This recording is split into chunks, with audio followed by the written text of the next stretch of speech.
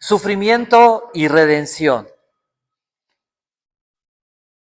Escribe el evangelista Mateo lo siguiente: subiendo Jesús a Jerusalén, tomó a sus 12 discípulos aparte en el camino y les dijo: He aquí, subimos a Jerusalén y el Hijo del Hombre será entregado a los principales sacerdotes y a los escribas, y le condenarán a muerte, y le entregarán a los gentiles para que le escarnezcan, le azoten y le crucifiquen, mas al tercer día resucitará. Dice otra traducción: mientras Jesús iba hacia Jerusalén, en el camino reunió a sus 12 discípulos y les dijo: como pueden ver, ahora vamos a Jerusalén, y a mí, el Hijo del Hombre, me entregarán a los sacerdotes principales y a los maestros de la ley. Ellos dirán que debo morir, y me entregarán a mí, a mis enemigos, para que se burlen de mí, y para que me golpeen y me hagan morir en una cruz. Pero después de 3 días, resucitaré. Imaginemos esto. Hemos estado viendo el Señor Jesús, fue a Perea, estuvo predicando en ese lugar y está visitando los últimos lugares en donde hay judíos, pero también una multitud de gente gentil y de algunos prosélitos. Los prosélitos, recuerdan, son las personas que creyeron en el Dios de Israel sin ser judíos y que se bautizaron o que se circuncidaron para pertenecer al pueblo de Israel, teniendo fe en el Dios de Israel. Va una gran multitud, todos van hacia Jerusalén. Y sabemos que capítulos siguientes el Señor va a entrar y va a hacer una gran entrada y va a parecer como que el Señor Jesús va a conquistar Jerusalén y como si llevara un gran ejército. ¿Cuáles serían las expectativas entonces de sus discípulos? Señor, llevamos 3 años y medio, has trabajado, la gente te conoce, todos ya comienzan a saber que tú probablemente o seguramente eres el Salvador, el Mesías que esperábamos, aquel Rey eterno que vendría a salvarnos de nuestros enemigos. ¿Cuál sería la expectativa? Si ustedes fueran entre esa multitud, ¿qué pensarían? Vamos a Jerusalén. ¿A qué vamos a Jerusalén? ¿No? No. A conquistar, vamos a establecer el reino. Aquí había venido Jesús. Mateo habla del reino. Mateo habla de cómo se iba a establecer el reino. La mayoría de las personas esperaban, vamos a llegar, vamos a conquistar, vamos a acabar con todos los gentiles, con todos los romanos, con Herodes, con Pilato. Se acaba el gobierno de Roma y comenzamos el gobierno de Israel y comenzamos la victoria sobre nuestros enemigos. Esa era la expectativa natural de este pueblo y de toda esta multitud. Pero Mateo dice lo siguiente: esta es la tercera vez que el Señor Jesús está hablando de su muerte. Y diría alguien, pues si ya hablamos 2 veces anteriores de la crucifixión de Jesús, a lo mejor ya no sea necesario volver. Pero ¿por qué escribe Mateo esto? ¿Por qué estas palabras se encuentran en este lugar?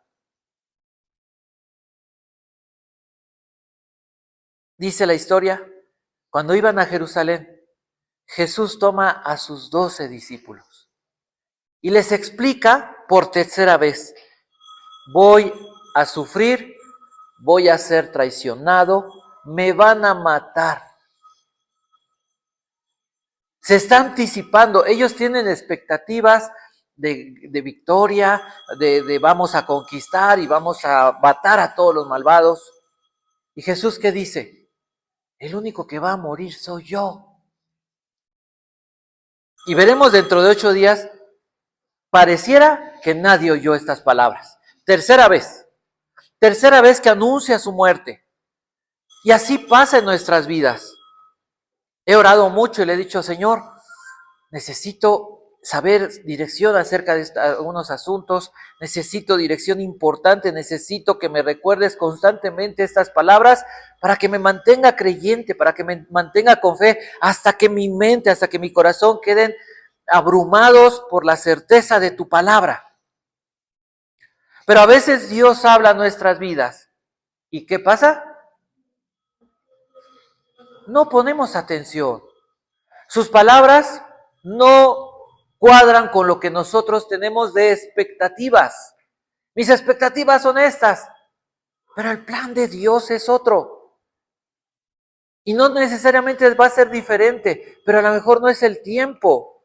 Porque dice la Biblia que para el Señor un día son como, escribe el apóstol Pedro, 1000 años. Y tú dices, 5 minutos de retraso, ya me voy. Pero dice el Señor, para mí un día son 1000 de tus años.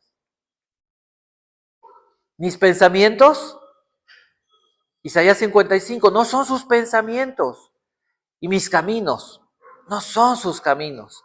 Entonces este pasaje nos va a ayudar, porque vamos a entender eso, que a veces queremos algo, pero lo queremos a nuestra manera, en nuestro momento, porque tenemos expectativas que están lejos de lo que Dios ha hablado en su palabra. Dios, el Evangelio no es una novedad del nuevo pacto. El Evangelio no comienza hasta que Jesús murió en la cruz, como el plan B o el plan C o el plan D de Dios para redimir y para vencer al mal. No, el Evangelio estuvo desde el principio, pero desde el principio el hombre, ¿qué hizo? Ignoró las palabras de Dios. Ahora entonces entendemos la trascendencia de este pasaje. Se trata de que entiendo que Dios quiere decirme que mi expectativa a lo mejor era una vida de creyente, pero sin pruebas.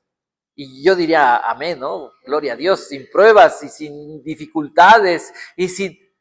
Pero la Biblia dice, en el momento que el hombre cayó y entró el pecado, ¿cuál era la condición natural?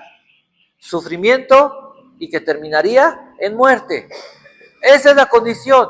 Por la gracia común de Dios es que la gente disfruta, es que tenemos buenos momentos y en nuestro caso es por la victoria de Jesús. Pero la realidad del mundo, tenemos que tenerlo entendido, es de maldad, es de sufrimiento, es de injusticia, es de abusos, es de violencia. En Cristo es que tenemos esperanza. Sin Cristo no hay esperanza. Ahora entonces veamos, ¿qué es lo que dice? 3 puntos, vamos a ver. Primer punto, el Evangelio no es, bueno, más bien, el Evangelio es un plan para establecer el reino. No es una novedad, no es una ocurrencia, la tercera ocurrencia, la tercera estrategia de Dios para establecer su reino. No. Comienza el Señor Jesús por tercera vez a anunciarles, a decirles, hey, vamos camino a Jerusalén. Si está padre, vamos a la fiesta, si está padre, vamos a la Tierra Santa, vamos al templo, pero no vamos a conquistar, no vamos a ir a matar a todos. Vamos porque hay un plan, hay un programa. ¿Un programa de qué se trata? ¿Qué es un programa? Es una secuencia de actividades con tiempos establecidos. Dios tiene un programa y vemos la soberanía de Dios en este programa. Las circunstancias del mundo no escapan del programa de Dios. Es muy difícil entenderlo. Pregúntenle a Job, ¿entendía el programa de Dios? No.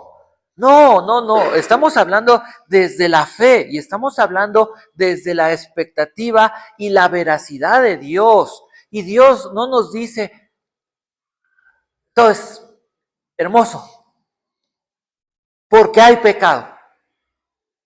Pero Dios nos dice que hay un plan de salvación, hay un plan que se va a cumplir porque depende del gobierno de Dios. Hablar de la soberanía antes que otras cosas es hablar del gobierno de Dios. Es hablar del gobierno absoluto de Dios, donde nadie está por encima de Dios, y eso significa que Dios tiene la última palabra. No significa que Dios es caprichoso y Dios es un dictador. Dios es bueno, Dios es misericordioso y compasivo. Y Dios tiene un programa para establecer su bien, su bondad en nuestras vidas y en toda la creación. ¿Alguien puede decir amén a eso? Es importante tenerlo claro. Oye, pero es que pasan cosas. Hay un programa de salvación. Ajústate al programa. ¿Y cuál es la forma de ajustarnos a un programa que no entiendo? Esa sería la pregunta que yo les haría si me dicen esto. ¿Cuál es la forma de ajustarse a algo que no entiendo? La respuesta se llama fe. No entiendo. Si tú me dices cómo voy a terminar en victoria el próximo año, no lo sé, pero sé que voy a ganar. Así de fácil. Empiezas un partido de fútbol americano y ahí dices, mira, no sé, pero este cuate siempre gana. Y se las va a idear y va a hacer algo y va a ganar. Pues esa podría ser la etiqueta que tendríamos que ponernos nosotros. No sé cómo, pero voy a ganar. Porque no depende de mí, yo no soy el artista, yo no soy la ficha mágica. El campeón es ¿quién? Jesús. No sé si les dije a ustedes, lo dije hace 8 días, no sé a quién se lo dije. Pero un budista dijo, me estoy consternado, porque la única religión que yo he oído que dice que su Dios vive en ellos es el cristianismo.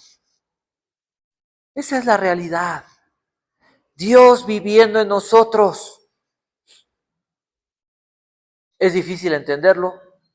Sí, porque se trata de revelación. Las cosas espirituales se disciernen, dice la Escritura, espiritualmente.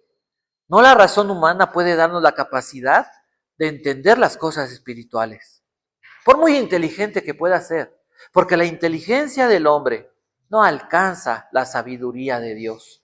Porque Dios no salva con inteligencia humana, Dios salva con su sabiduría. Tenemos que hacer esa diferencia. Entonces, Dios muestra su soberanía. Y la enseñanza en este primer punto es que Jesús entendía que la soberanía, el gobierno de Dios, se trataba de un sacrificio. El reino se iba a establecer, sí. Y Jesús lo iba a establecer, sí. Pero tanto el Padre como el Hijo y el Espíritu Santo tenían un acuerdo.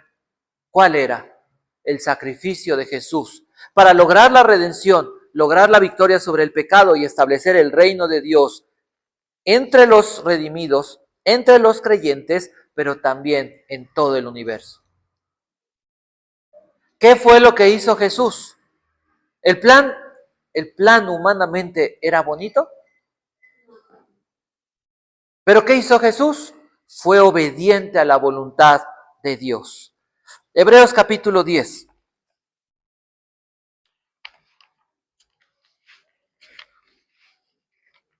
Verso 7. Voy a leer desde el 5. Dice, por lo cual, entrando en el mundo, dice, sacrificio y ofrenda no quisiste, mas me preparaste cuerpo. Holocaustos y expiaciones por el pecado no te agradaron.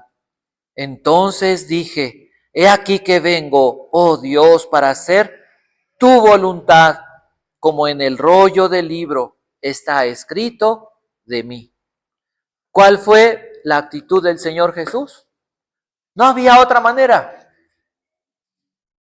para satisfacer, para cumplir con la justicia de Dios.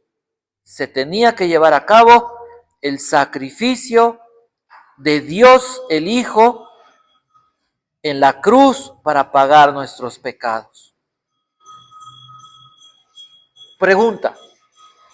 Pregunta para reflexionar. ¿Cómo enfrentamos el sufrimiento?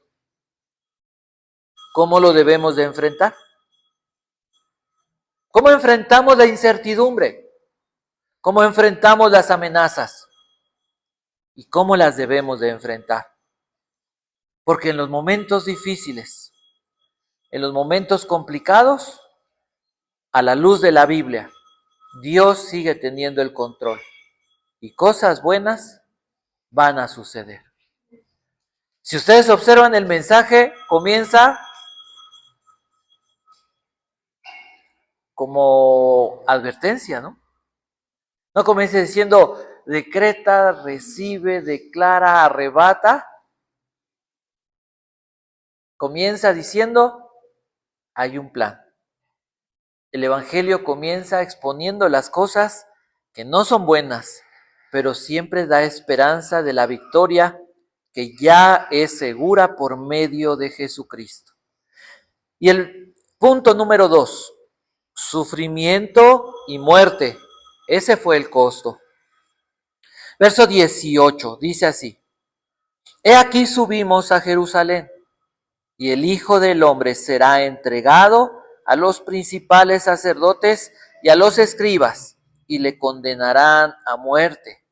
La primera parte del verso 19, y le entregarán a los gentiles para que le escarnezcan, le azoten y le crucifiquen.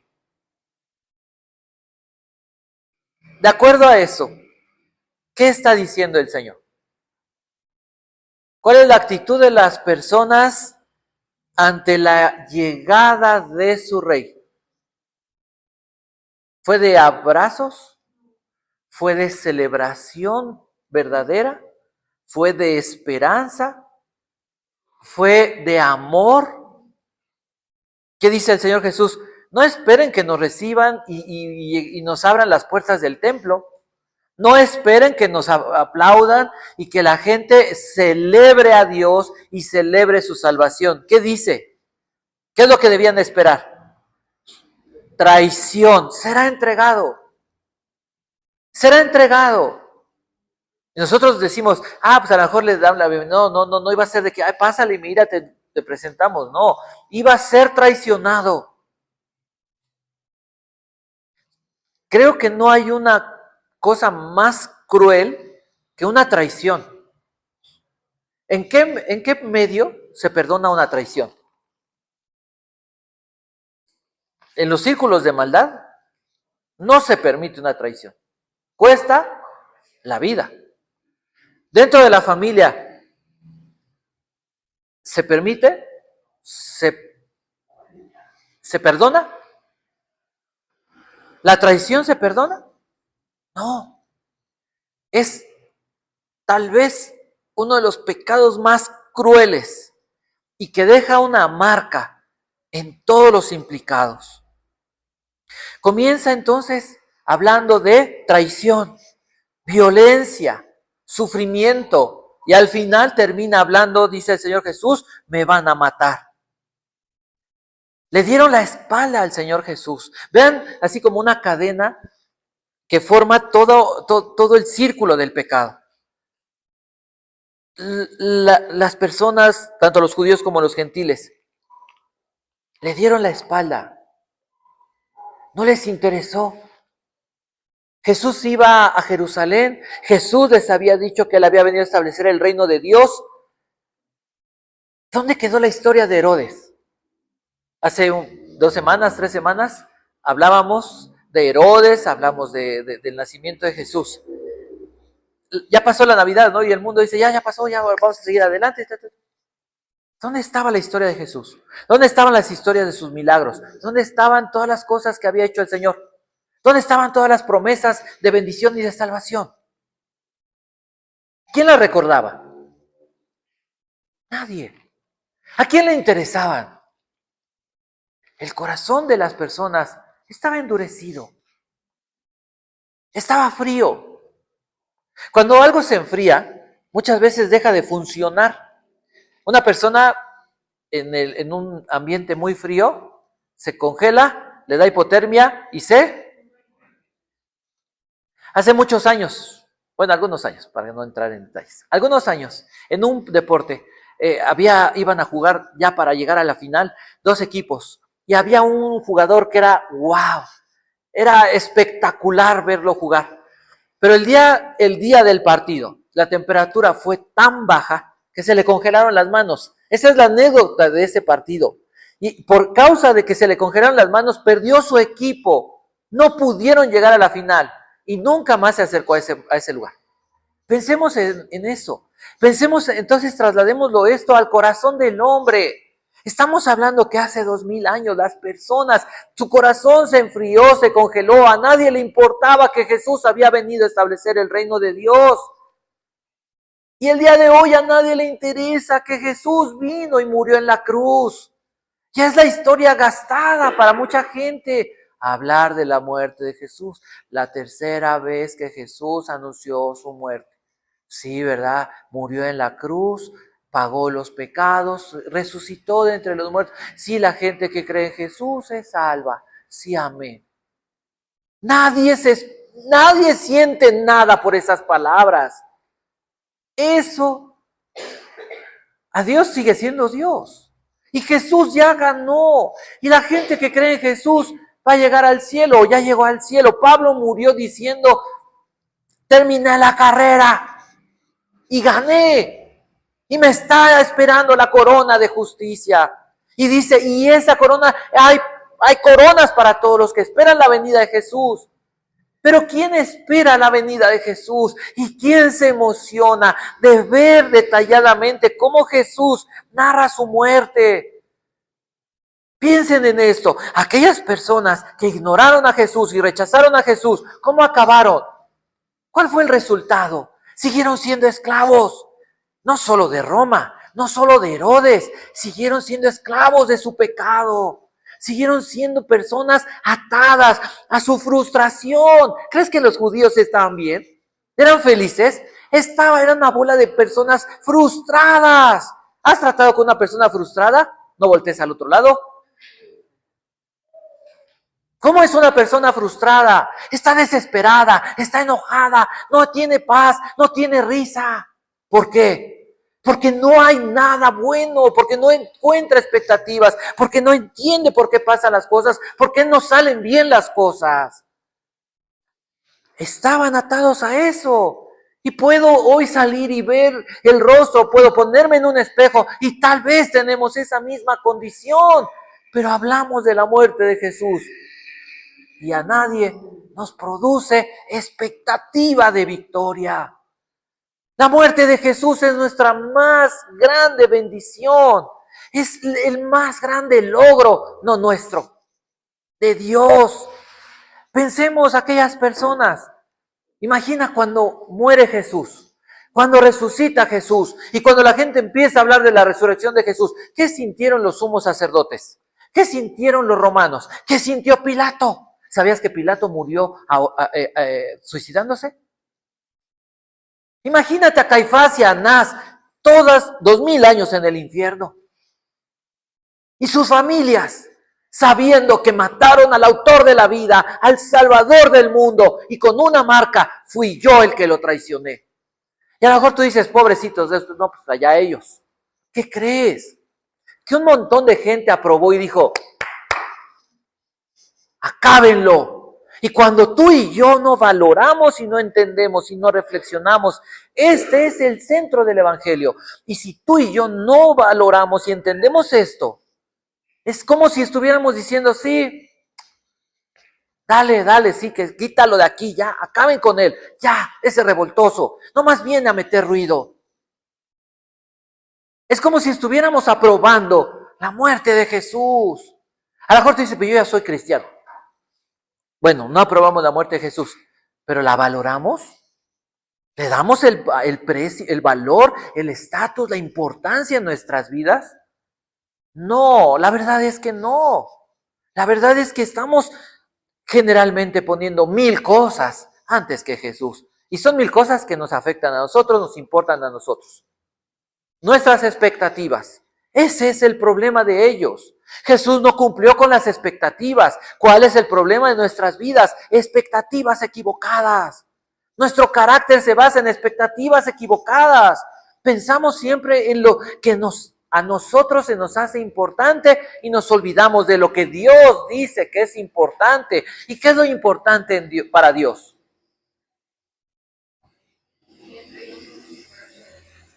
¿Eh?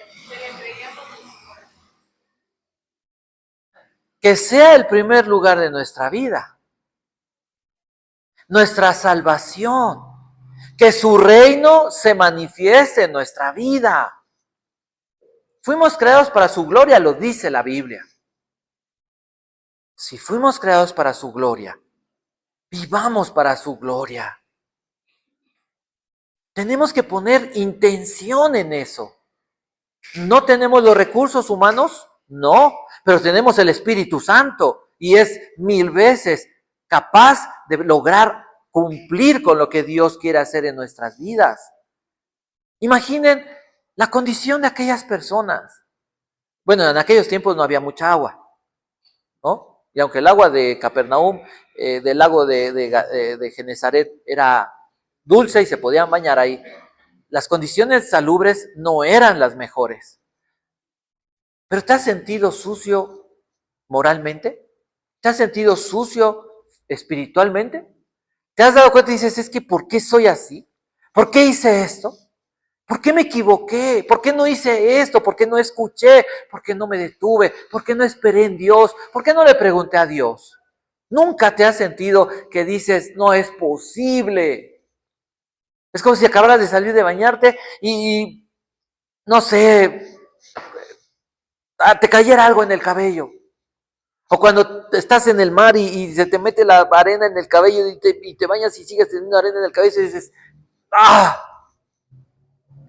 ¿Cómo se siente sentirte sucio? ¿Sabes que el pecado es una mancha que no podemos quitarnos nosotros? Y esa condición y esa sensación de suciedad, de peso, de culpa, no es algo que el hombre pueda quitarse. Y solamente fue posible quitárnosla por el sacrificio de Jesús. Y es Jesús. Es el Señor el que nos limpia, el que nos cubre, el que nos lava. Si no valoramos y si no entendemos lo que significa el porqué de la muerte de Jesús. Enemigos de Dios. Esos eran enemigos de Dios igual que nosotros. Pero Jesús muere por sus enemigos para reconciliarnos y hacernos amigos de Él. Y estábamos bajo la ira de Dios. ¿Cuáles son las consecuencias de todo eso? ¿Una vida feliz? ¿Por qué a la gente le va mal? De manera muy simple mencioné algunas cosas. El pecado hace todo eso. Teniendo todo eso, ¿alguien puede ser feliz? No. Ahora, si tú, una persona, cree que no necesita de Dios porque puede ser feliz, me da tristeza. Quiere decir que no hay nada más que pueda hacer Dios por él. Puedo ser feliz sin Dios y puedo vivir y quiero vivir mi vida sin Dios. No hay más que hacer. Pero el día que llegues al infierno, te vas a acordar de la historia de Caifás, te vas a acordar la historia de Judas, de Pilato, del loco ese Nietzsche, que ni filósofo es, y de tantas personas que atentaron contra Dios, que creyeron que podían competir con Dios, que creyeron que no necesitaban de Dios, y que si hoy les preguntaras, lo único que te dirían es, me equivoqué. ¿Saben que Buda dijo, busquen la verdad? Millones de gente budista. ¿Y a dónde los llevó Buda? A decir, me equivoqué, no lo logré, no encontré la verdad, mejor búsquenla ustedes. Pero la gente sigue diciendo, soy budista. Es triste, triste darse cuenta. Las personas del infierno, no hay memoria de ellas. Y todos claman por una oportunidad. No la hay, no la hay. Por eso es importante que hoy digas, Dios, ¿qué estoy haciendo con la salvación que me has dado? ¿Qué estoy haciendo si no eres salvo? ¿Qué estoy haciendo? Y si tú eres salvo y estás caminando con Dios, no perfecto, pero estás caminando con Dios, lleva estas palabras a la gente y dile, ve de lo que estás, el peligro en el que estás, el camino que estás siguiendo y hacia dónde te vas a llevar. Porque saben una cosa, las personas que viven lejos de Dios, al final saben que nunca van a llegar al cielo. Nunca van a ser librados del juicio, de la ira, del sufrimiento causado por sus pecados. Imagina si hoy la gente se deprime porque dice, ¿y si no? ¿Y si mi trabajo? ¿Y si esto? ¿Y si lo? Hay muchas cosas por las que preocuparse, sí. Pero si hay una importante por la que preocuparse, es esta. Porque tú dices, bueno, tal vez hoy no gane mucho, tal vez hoy no, pero mañana me voy a poner las pilas y voy a buscar una nueva forma y voy a orarle a Dios y voy a buscar que Dios me guíe y tengo expectativas en Dios. Pero cuando ya no hay expectativas en Dios, ¿qué hay? ¿Qué esperanza hay? ¿Qué te puede dar aliento o ánimo para seguir adelante? Para dar un paso más, para levantarte un día más. Sin Cristo no hay esperanza. Y la gente vive sin esperanza. Tenemos que llevarle esperanza. Y si tú hoy no tienes esperanza, vuelve a esta porción, porque es el centro de la Escritura. Jesús murió, sí, para darnos perdón. Murió voluntariamente. ¿Lo merecíamos? No, pero Él quiso morir. Murió para hacernos, declararnos justos, limpios. Y esto debe de cambiar nuestra vida. Porque a veces decimos, pero pues Dios no me puede bendecir porque pues me equivoqué hace 20 años y hace 15 o hace 10 y yo ayer me equivoqué. Mira, nos hemos equivocado. El que esté libre de pecado, que arroje la primera piedra. El que no haya pecado, el que no se haya equivocado, que levante la primera piedra. ¿Quién de aquí podría decir yo no me equivoqué? Pero hay una esperanza. Dios sabía que íbamos a batallar en el camino. Y tenemos el ejemplo de hombres como David, hombres como Abraham, hombres como los discípulos que se equivocaron, pero siguieron el camino de Dios, mantuvieron su fe y le dijeron, ayúdame. ¿Y qué fue lo que hizo Dios cuando alguien le clamó, cuando alguien le pidió ayuda? ¿Lo abandonó? Dios abandona. Dios te dice, ya, fue la última. ¿Alguna vez en la Biblia han encontrado eso? Se te acabó, ya. No, Jesús exige que nosotros perdonemos siempre, porque Dios perdona siempre. Y la salvación de Jesús nos da la capacidad de considerarnos justos siempre delante de Dios, por la gracia y la justicia de Jesús. Tenemos la seguridad de una nueva vida, la vida eterna. Tenemos la seguridad de libertad. ¿Te sientes frustrado? Hay libertad, hay perdón, hay salvación. ¿Por quién? Por Jesucristo. Y si esto no nos emociona, hablemos con Dios. Dios no se va a cansar de insistir. A pesar de que vea nuestros corazones fríos y duros, siempre Dios va a insistir a través de su palabra. Dios nunca se va a negar a sí mismo. Dios va a seguir siendo fiel. Acérquense a Dios. Acérquense a Dios, dice el Señor, y Él se acercará a ustedes. Nuestras vidas pueden cambiar, no por nuestros esfuerzos, sino por la obra de Dios. Vamos a ganar si buscamos a Dios, porque la historia no termina en la muerte. ¿En dónde termina la historia? ¿Qué dice la Biblia? El tercer punto, la resurrección logró nuestra redención. La victoria está garantizada. Solamente es cuestión de acercarnos a Dios. ¿Es fácil? Sé que no.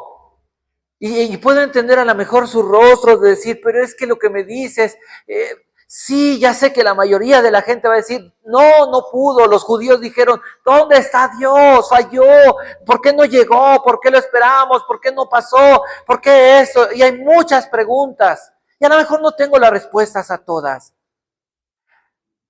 Pero Dios sí.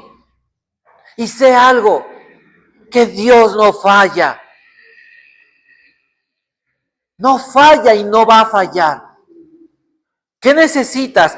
Un cambio de vida, un cambio de corazón. Díselo a Dios y Dios regenera. La resurrección da la esperanza. Es victoria sobre el pecado. ¿Cuál es el pecado que te está destruyendo? Enfoquémonos en lo que dice aquí, la traición.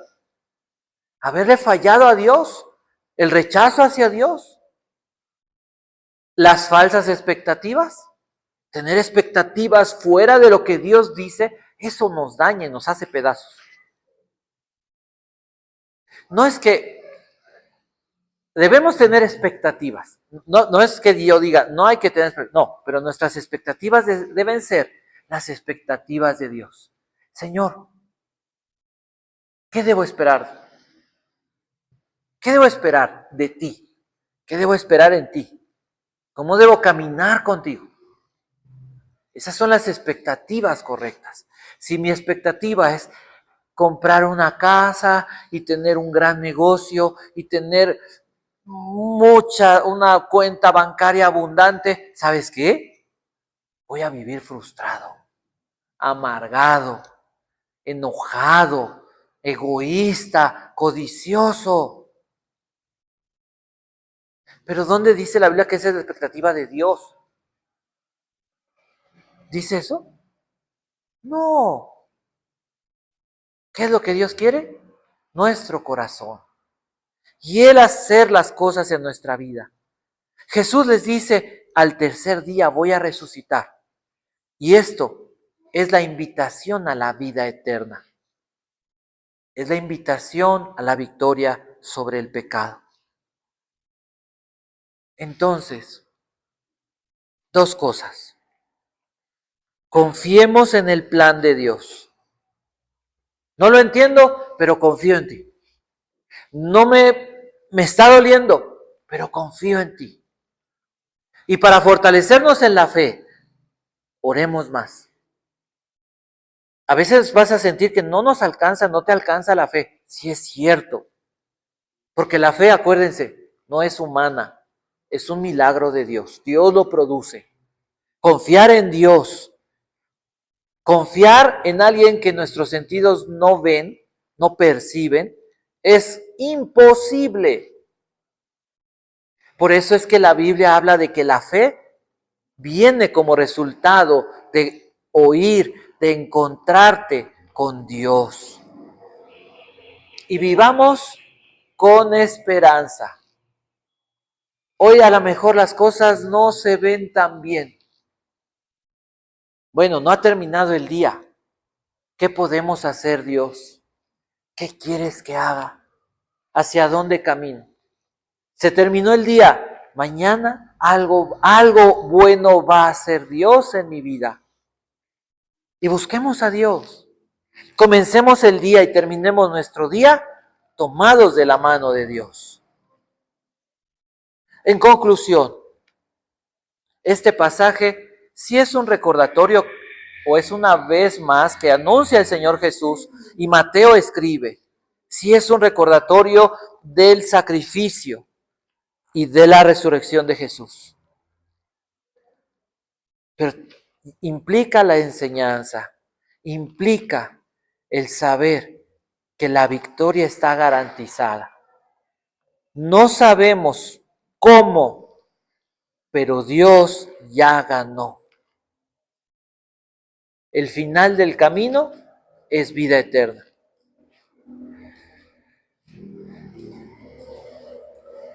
Esos últimos días le decía yo a Dios, no entiendo.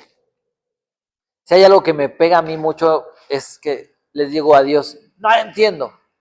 Y cuando, sabe, Laura y todos, cuando les digo, no entiendo, me enojo, me frustro, intento entender las cosas, pero ¿cuántas cosas no entendemos? Cuando yo estudiaba física, antes de llegar a la NASA, de veras estudié y estudié 2 libros de física. En la secundaria yo para física era buenísimo, buenísimo. Entonces llego a la prepa y, estoy hablando de hace como 3 años, ¿verdad? Y yo estudiaba y cuando entregaba mi examen, no les digo la calificación, porque me sigue consternando, no pasaba. Así como que dices, no, espérate, no. O sea, el maestro se equivocó, no sabe quién soy yo. Y ahí vas y, no, maestro, a ver, espérame. Y me hacía el examen. Tú. No, pues no, o sea, nada que ver con lo que había puesto. Y así pasaron 4 exámenes. Y entonces me fui a un final y me fue otro final. No, y llegué y le dije, mire, usted es muy buen maestro, no sé qué tengo en la cabeza. Estudio, le llevé mis 2 libros, aquí está. No sé. No entiendo. Bendito sea Dios. O tocó su corazón, o me dio mucha gracia. Pasé, pasé. Le decía yo a Dios entonces, no te entiendo, no entiendo, dime algo. Y en las noches, me levanto en las noches y en el silencio de la noche le digo, Dios, visítame, ¿no? Dios, háblame, Dios. Hay silencio y me quedo callado y estoy orando y hablando con Dios. Y a veces hablo mucho y le digo, perdón, ya habla tú y así. No te entiendo. Y cuando entiende uno tus expectativas, dice uno, pero ¿en qué momento me equivoqué? Bueno, ok, Señor, está bien. Pero empieza una batalla, porque Dios dice, tus expectativas no están correctas. Bueno, está bien, pero es que mis expectativas, hay una batalla en el corazón porque queremos que Dios haga las cosas que creemos que son mejores para nosotros.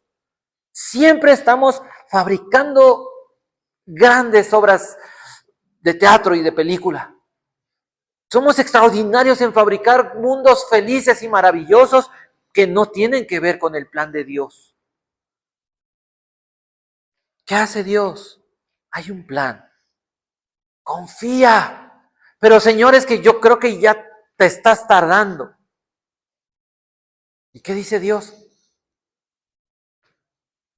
Para mí es un día. ¿Y tú con 5 minutos? ¿Y tú con 10 minutos ya te desesperaste? Y entonces tenemos que pedirle perdón. Y tenemos que recordar que el Señor dijo, para seguirme hay que estar dispuestos a tomar su cruz. Tomar la cruz a veces es morir a las expectativas. Y no es bonito. No es fácil humanamente, pero es lo correcto. Mis expectativas tengo que llevarlas a la cruz y decirle, Señor, esto es lo que yo esperaba. Jacob tenía expectativas. Me quedo con la herencia, me disfrazo, me engaño a mi papá que ya no ve, ¿no? Y me quedo con todo. Y Dios me va a bendecir y me va a ir bien. Esa fue la expectativa. ¿Y cómo fue? Abraham dijo, ya pasaron 12, 13 años, Dios, y pues no veo claro.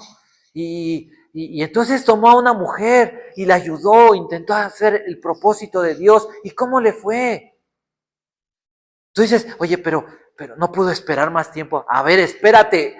Él estuvo esperando 13 años. ¿Y cómo le fue? Se desesperó. ¿13 años has esperado una bendición? Esperamos, Dios, bueno, está bien, te voy a dar un día más, porque, ok, sí, oh, qué esperanza, ¿verdad?